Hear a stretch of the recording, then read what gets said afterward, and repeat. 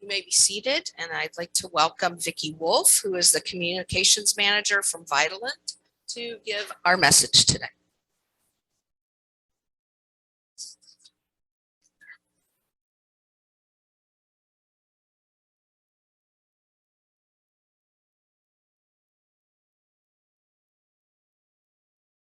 No, I'm good. Hi, everybody. Okay. Okay, great. Thank you for having me here today.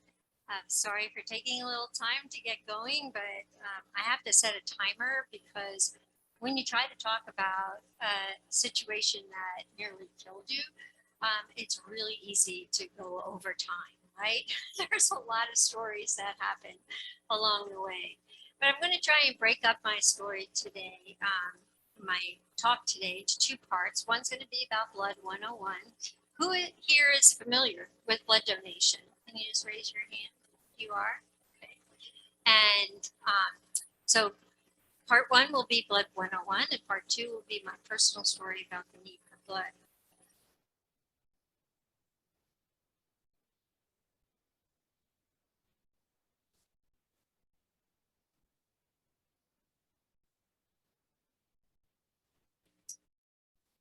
So as was mentioned, I'm a communication manager for Vitalant. And I'm going to give a little background because most people end up asking me, like, Vitalant, what do you mean Vitalant? That's not our blood center. Blood Source is our center. And that's because we were Blood Source for many, many years. Before that, we were Sacramento Medical Foundation. Before that, there was another name for it. But about 3 to 4 years ago, 10 centers associated with blood systems came under this umbrella, Vitalant.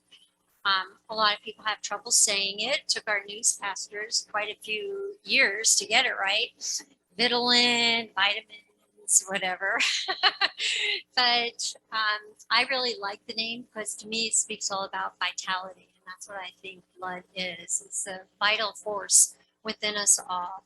And the talent refers to the talents that are needed from so many people in order to ensure a safe and available blood supply for all. So Vitalant, we're in 28 states. We have about 8 centers right here in the local Sacramento area.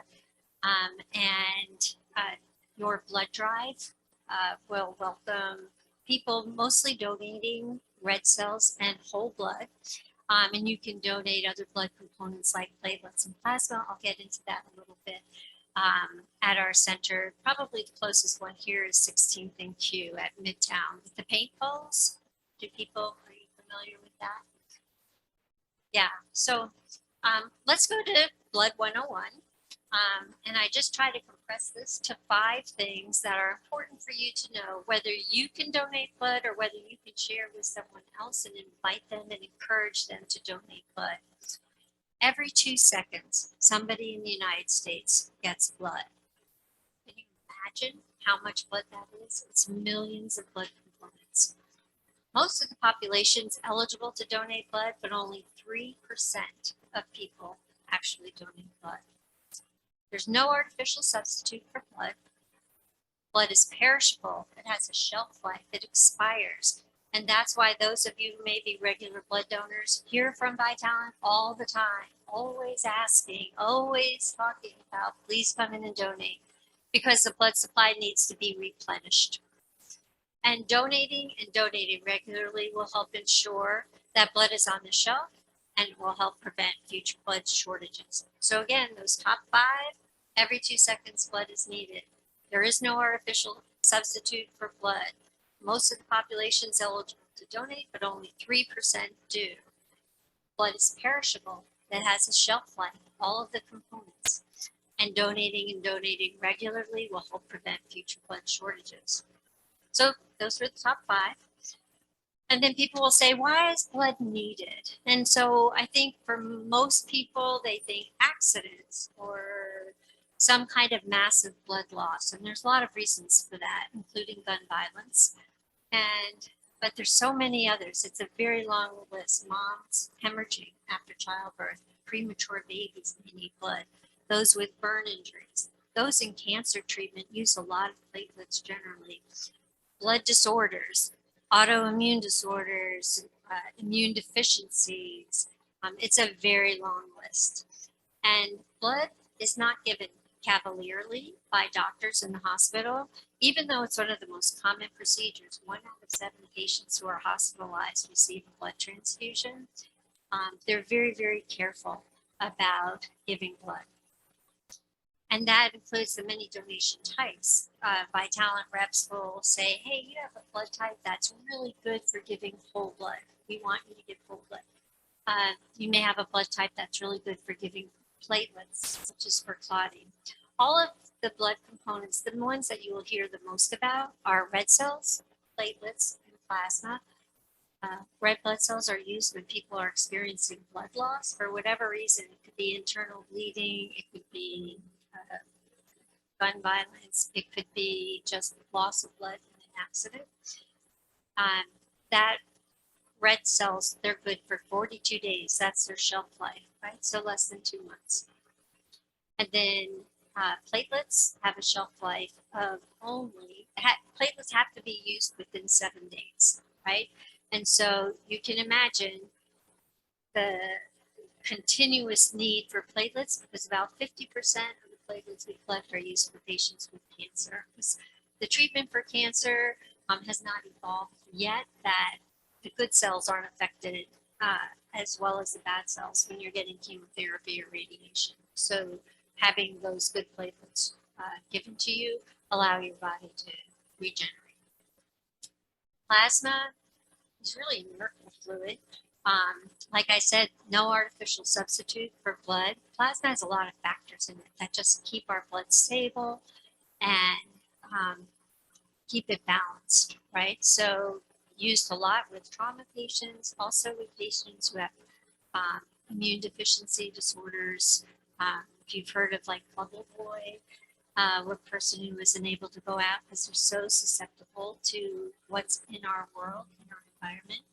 A lot of those folks get a medicine that's dry plasma donation. So we're going to segue now into my story. And Kevin did say if anybody wanted to ask questions, you are free to ask any questions. Do you want to?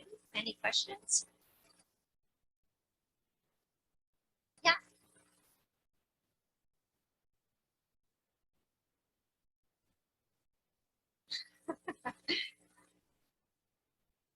It's a constant need. In fact, this week was the first time in about 2 or 3 years that I can remember that we actually had an inventory for type O, which is the most common blood type, and it's reflected in the patient population. The first time in 2 or 3 years I can remember that we actually had over 3 days, right? So we like to have an inventory of 4 to 5 days of all the different blood components, all the different blood types. And we've been struggling really to have even 2 days. And you can imagine how quickly that would happen. The thing that's really interesting to me is that we can get people to donate. If there was like say like a concert, terrible event like happened in Las Vegas, we'd have people outside blood centers wrapping around the center, long lines. And that's because people respond in that emergency. But the important thing to know is the blood on the shelf that actually saves the lives of people coming in from those emergencies. It's really wonderful that people do that in order to replenish the blood supply. But the scary thing is, what if we don't have the blood on the shelf when those people come in through the emergency doors? So the point of blood being perishable and it's the blood on the shelf that saves lives is an important thing to share with people. And yeah. Not very often, because we work very, very hard to ensure that that doesn't happen. In Southern California, I think it was at UCLA, which has a blood center and a hospital associated, they actually shut down their trauma center for 2 days last year because there wasn't enough blood on the shelf. They were scared that they would get a trauma that came in, so they were deferred to other centers. But it doesn't happen very often, but that's sort of our job, right? a lot of donors will say to me, we hear from you so often, why are you doing this? And because we really need to get people to respond, right? We need to have people responding and to ensure that that blood supply is adequate. Our hospital services team and the people who actually work with our hospital partners, they do an amazing job. Very, very little blood expires, very little. And that's how we want to keep it, but it also means that we're on this delicate line all the time. And we want to have a little extra for those emergencies. And I'll tell you a little bit about what my emergency was. And luckily, the blood was on the shelf. So I'm already over time. So that shepherd's crook I need to get. But just so you know, I was diagnosed with a very rare form of leukemia. And I was very healthy. And if I can say one thing that in my hundreds, if not thousands of discussions with blood recipients is that none of us ever thought that we would be the ones in need. Never. So it's really a surprise, right? I was healthy. My kids were, I have two daughters. They were 8 and 10 the first time that I was diagnosed. I had a pain in my hip that led over a month or two to me not being able to walk at all. I finally went into the doctor. I'm the daughter of a doctor, and you know, you don't get any care if your dad's a doctor.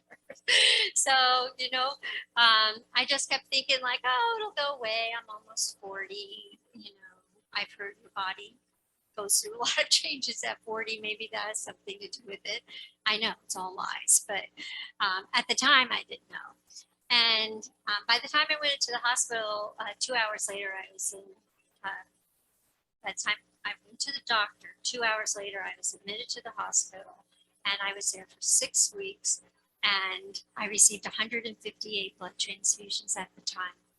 And so I probably have 10 to 12 units of blood, pints of blood, you say units, 10 to 12 pints of blood in my body. And that first time, the coagulation was a rare leukemia diagnosed about 800 to 1,000 in the US each year, about 2,000 worldwide. It's considered one of the most curable leukemias to be diagnosed with right now, but you know how that goes when a doctor says, oh, by the way, and it's a good leukemia to have. He's sorry you lost me at the cancer leukemia statement, doc. But yeah, so that first time in the hospital 6 weeks, which was stunning because, you know, having a little bit of a medical background, not much, but little, I knew that if you got more than a couple of days in the hospital, that you were really lucky, right? Like what possibly could be going on that I was hospitalized for that length of time? And it was all because of that platelet disorder that was associated with it and my immune system being so compromised that they didn't want me out just in the general public, right? Even home, they didn't really necessarily want me at home. Anyway, but I got through that. I left the hospital. I felt a little numb. I was trying to catch my breath. I just really thought it was a positive mistake. Had a lot of conversations with God. Had a lot of sort of resonation from my childhood. I grew up my parents were very devout Catholics, and I grew up with that whole litany of body and blood, body and blood, body and blood, you know, my entire life. And even though I wasn't a practicing Catholic at the time, that litany just stayed in my head. And I kept thinking, wow, is there anything more just associated with a physical condition, body and blood, than leukemia, right? Because my body was falling apart and I was receiving massive amounts of blood products. But I got through it. I'm so grateful, so happy to be outside again, to be with my daughters, to get back on track. At that time, we were on the East Coast. We moved to California, and I really thought that was a chapter that was behind me. But shortly after I moved here, I relapsed, and you know, I'm a very positive person. And even in the midst of these horrible things that were happening, I was thinking like, well, you know, there's a lot of silver linings to this. And one was that there was blood available for me. There was great medical care. It was like a form of leukemia that things were changing rapidly. If I had been diagnosed a year earlier, my chances of dying were very, very high. This time, my chances of dying were really high too. I went to a world-class cancer center in Seattle because in this area, our local hospitals weren't necessarily doing allogeneic bone marrow transplant, allogeneic from someone else. I knew my brother. I had 9 siblings, so I knew my brother was a match. And I just wanted to go straight to transplant, but I wasn't allowed to do that because I had so many other things that were going on. But that I got through the transplant. And that second round, I received another 150 units of blood. So this person who stands before you, who has 10 to 12, has received 337 gallons of blood from generous, kind people who just stepped up, not knowing who they could help, put out their arm, and donated blood. And I will forever, ever be grateful for them. So I want to just say one more thing. There was a story that resonated with me, and I'm not a theologian, and so take what I'm saying with a grain of salt. Just such an interesting expression, right? Grain of salt. But yeah, so this story was about Jesus and the paralytic at the pool of Bethesda. And, you know, this paralytic had been there for 38 years. He would come every day. So somehow he had the wherewithal to get somebody to bring him to the pool at Bethesda every single day for 38 years. But when the water boiled, and I don't know, they didn't have jets like hot tubs back then, but they had something because the water would boil, and you had to get in quick, and he could never get in. And so one day Jesus was there, and Jesus asked him very directly, do you want to be healed? And he never answers. He goes into this long, whiny sermon, you know, to Jesus about, I've been trying to do this for 38 years. Nobody will get me into the pool. Everybody like jumps over me. I mean, goes on and on. This is a great hope because Jesus looked at him and healed him anyway.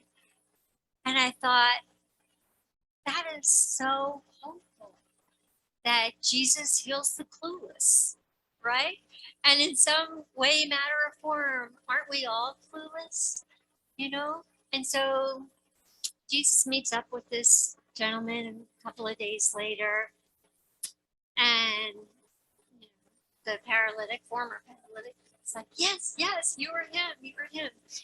And Jesus tells him to go and sin no more. And so, and I know the word sin is fraught with a lot of meaning, but when you think of what separates you from the divine, there's a lot of things that separate me from the divine.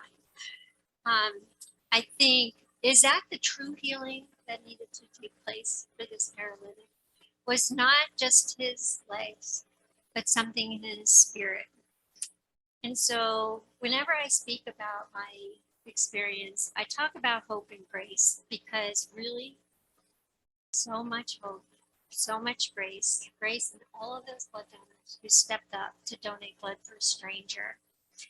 And my mantra is to choose hope because I was only given a 10% chance of survival.